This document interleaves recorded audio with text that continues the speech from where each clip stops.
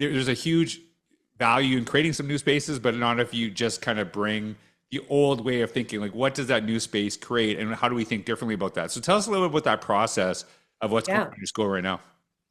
thanks. So yeah, I mean, we're building this new building called the ICAS building. It's going to be our innovation hub. And I think something we've been really conscious about this year is being intentional in saying, yeah, we have this amazing new facility, the only one of its kind in a K to 12 space in Canada. And there's only two others that are even close to being similar in all of North America. I mean, not post-sec, right? But in K to 12. Yeah. It's great. And we can't rely on that. Like, yeah, I can't wait for you to see it. It's like will blow your mind as an innovative All right. person. But it's not the building, like it's not the bricks and mortar of that building that's going to suddenly make sure that our institution is innovative. Mhm. That's our brand. We're known as being a really innovative school, but we can't rest on that. So we have an athletics and wellness center, right? It's brand new, it's incredible, has all the things, all the bells and whistles. But just like being in the building won't make you fit. Like I tried. I've been in there for like 6 months and I don't have abs yet, so I'm not sure what's happening. But it turns out you have to use the space, Right. right? Right. So I'm teasing, but it's the same thing with this building. So we really want to address the skills gap in Canada. There is a skills gap. It's documented. We know it's there. We don't want our students being a part of that for sure, but it's way more than the skills. And I know I'm preaching to the choir with you, but the skills, the hard skills are going to change in a year. Yeah. Right now, are we teaching coding anymore? Should we be? I mean, AI is going to have that taken care of. It already does, and it's going to have it to more of a fulsome extent in 6 to 12 months.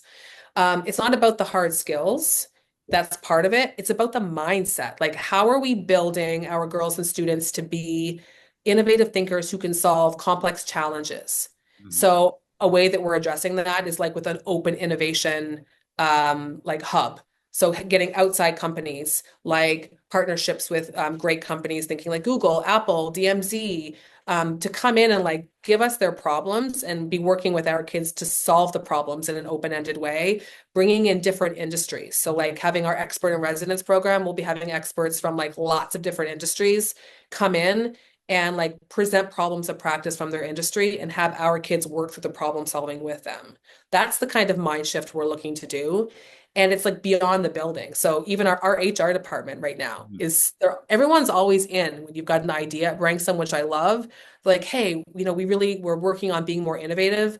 How can we, adopt AI in our HR processes? And so they're like, every different department is really trying to like leverage what this looks like. And I talked with everyone when we came back to school in January and said, like, I know we're all in a continuum of how we want to adopt this.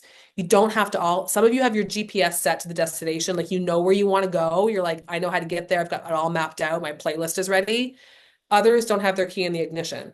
But after today, everyone's ignition has to be Right. at least turned on. You got to turn the car on. Right. And man, have they risen to that call to action.